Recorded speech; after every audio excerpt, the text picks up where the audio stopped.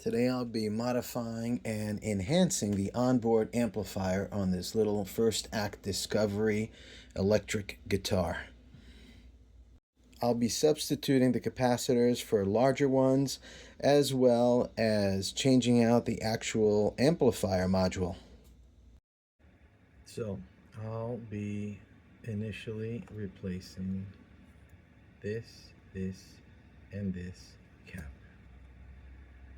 I may mount some of these or all of these on the back side rather than here because the new caps are larger.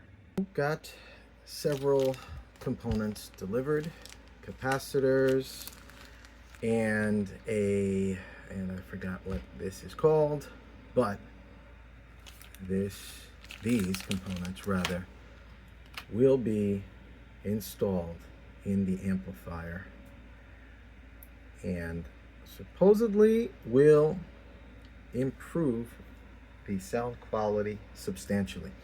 I know the capacitors definitely will. This device, sorry, I forgot what it's called and I'm too lazy to go look it up. At any rate, again, I got these suggestions from Grok. I submitted photos of the amplifier, explained what it is. It identified it immediately and suggested these components. I am assuming that this is supposed to go here. You can see there is a huge size discrepancy. So I may have to install jumper wires. I don't know. I'm going to look further into this to see what is the best route to do this. I got all these components from AliExpress. Took about a week and very cheap, as opposed to getting it on Amazon or eBay. Of course, on Amazon, it would have arrived probably in a day or two as opposed to a week, but I have a lot to do on this guitar, so I'm not in too big of a rush. Next step is basic desoldering stuff. I've watched a lot of these high-tech guys, and they always put flux. I do a lot of tinkering with computers and crap, so I'm always watching all this nerdy stuff. And so they always put flux to desolder. They say that it helps.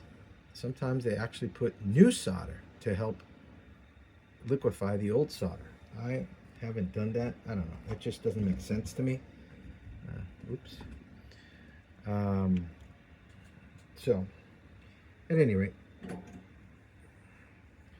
I have my desoldering copper braid here, and this should take care of it. Probably should be using a thicker tip. Okay, got the caps out. That took a lot more effort than it should have. So you can see right there, 1, 2, 3, and here are the old caps, nice and tiny. And here is one of the new ones, much larger. So you see the logistic challenge here, but we will make it work. There are probably capacitors of the same value that are smaller, but for whatever reason, these are the ones that were sent to me, and I will make it work. So I got all the caps off, and I will be installing the new caps in this orientation. Some are going to be on the back side, some are going to be the front side, they're going to be bent over, and that's fine as long as the polarity is correct and that it is not making any shorts anywhere, as long as it fits.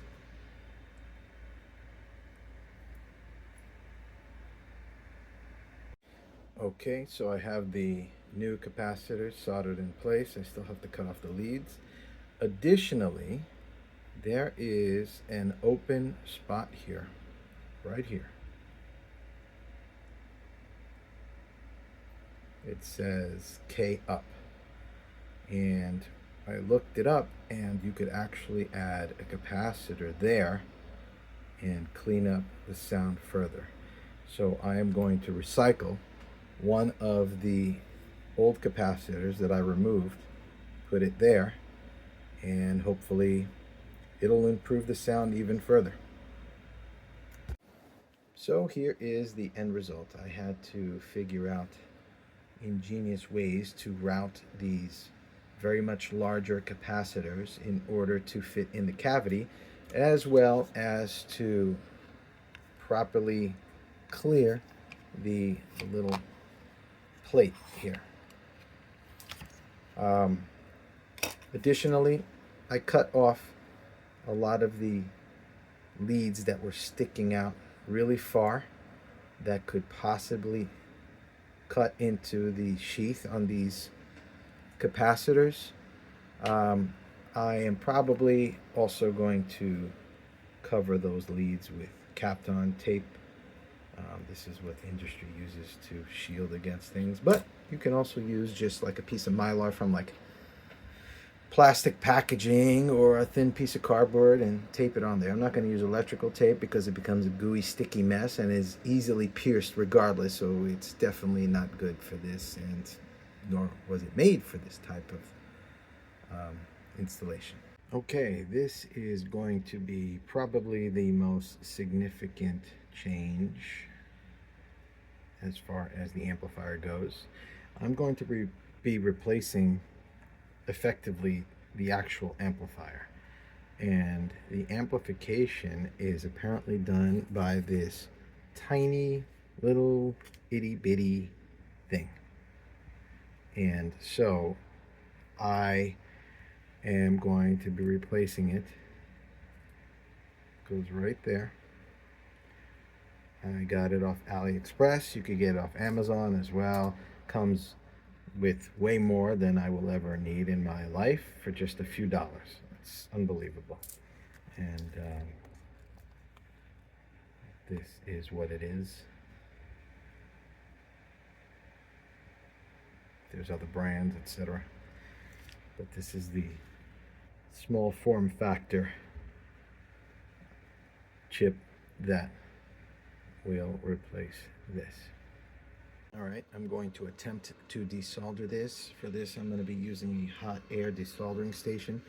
I've never successfully used one of these. I purchased it because it seems to be the correct way to remove things like this when it has many different connections at once. First, we use some proper electronics flux here. Help things flow, and let's hope I don't melt everything. Probably shut off this video and show you the after effects because I can't do both at the same time with the setup I have. Okay, so I got the old chip off. Took more heat than I thought it would.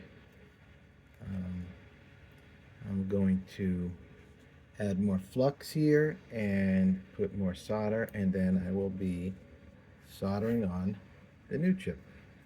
One thing you may wonder is how to know the correct orientation of the new amp chip. Well, here on the board you see this little dot there. That corresponds to a tiny dot that is present on the chip. You can see it over here on the chip. It's on, hard to see, but it's on the, in this image right here, it's on the upper left of the chip. So it would be oriented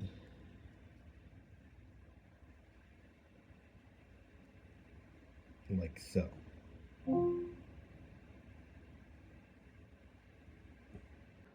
I successfully installed the new chip.